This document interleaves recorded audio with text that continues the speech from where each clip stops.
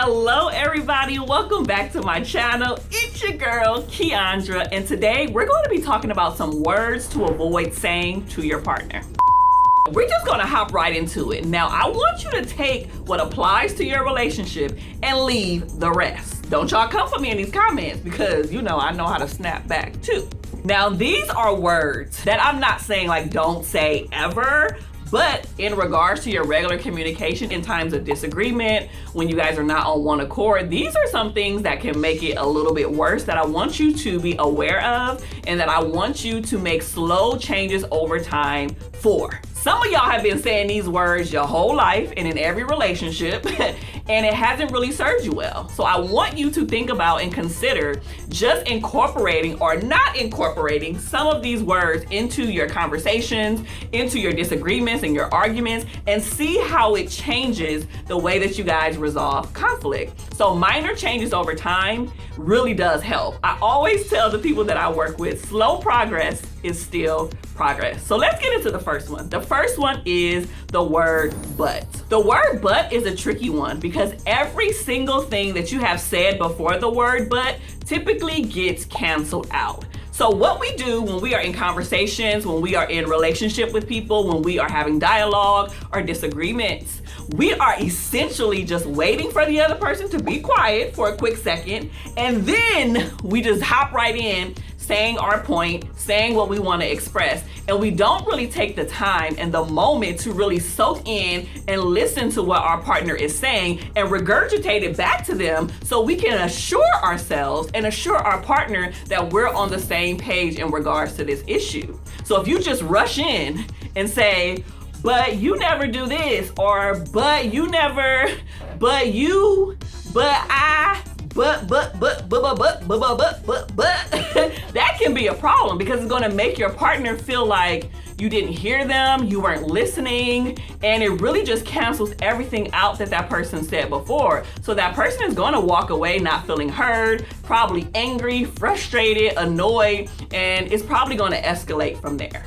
Now, the second one is I'll try or maybe. And I know a lot of y'all are guilty with this one, but these are what I call weak words. I'm gonna say that again. These are what I call weak words. These are words that have no assurance or certainty attached to it. And when you say that you'll try to do something or maybe you'll do it, it essentially is giving you an out. You are essentially giving yourself an escape. You are essentially giving yourself the option to not do it. And when someone questions you about it, when your partner comes back and say, well, why didn't you do X, Y, and Z? Or did you do X, Y, and Z? You can always come back and say, well, I didn't really say that I was gonna do it 100%. I said, I'll try, or I said, maybe.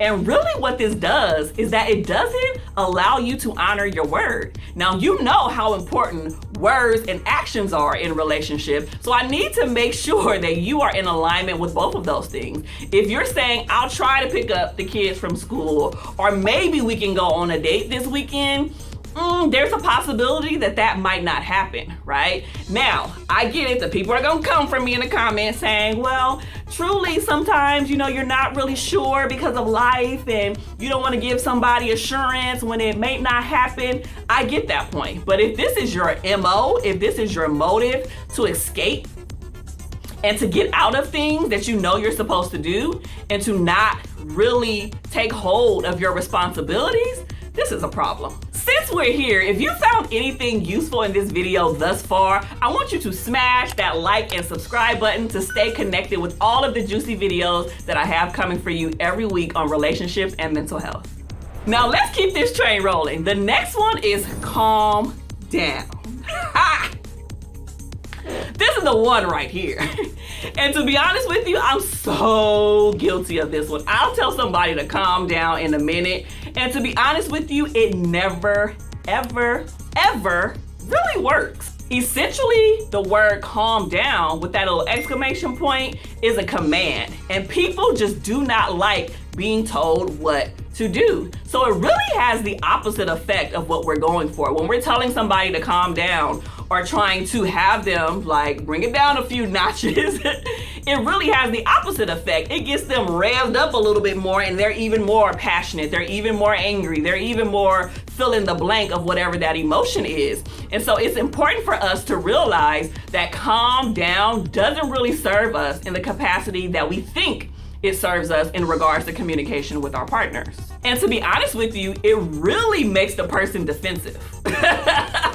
Because somebody tells me to calm down, I'll be like, excuse me, you don't tell me what to do. I calm down when I want to calm down. Like, who you think you're talking to?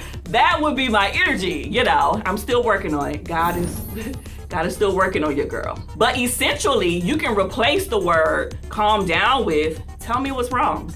Ooh, this is why I'm a therapist, okay? Because when we replace our old words, our old patterns, our old communication styles with things that are better and that actually serve us, tell me what's wrong will go over so much better with your partner than telling them to calm down. And you'll actually get a response, right? You'll get a response of how they're really feeling and what's going on internally within them. So instead of telling people to calm down, maybe you can tell them or ask them, tell me what's wrong.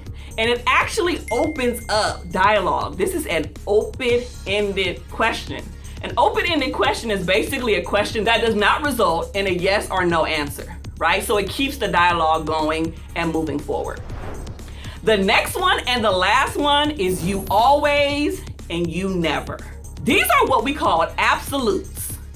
Absolutes means there are no exceptions in what you are saying. When you say words like always, that means 100% of the time this happens. Now, someone might do something often, someone might do something 80% of the time, or even 99% of the time, but there will be times, there will always be times, actually, when something does not apply 100% of the time. And when you tell your partner, you always do this. You never take out the trash. You always get an attitude. You never do homework with the kids. You never want to take me out on a date. The first thing that the human mind does is think of exceptions.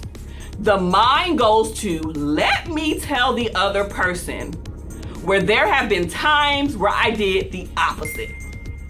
Let me prove to them, let me prove to them that what they're saying is invalid and inaccurate. So that person starts giving examples. No, that's not true because I took out the trash last night. No, that's not true because 2 years ago I did homeworks with the kids. Oh, that's not true because 6 months ago we went on that fancy date at that really expensive restaurant. That's literally what the mind does. And so it's important for us to understand that when we take out always and we take out never, it allows us to have exceptions to that. And it's important for us not to always or never, see what I did there? Place those expectations on our partner. So essentially, you always and you never, that doesn't go well either. Now, if you found anything that I have said in this video helpful and you want to continue your learning, you should click here.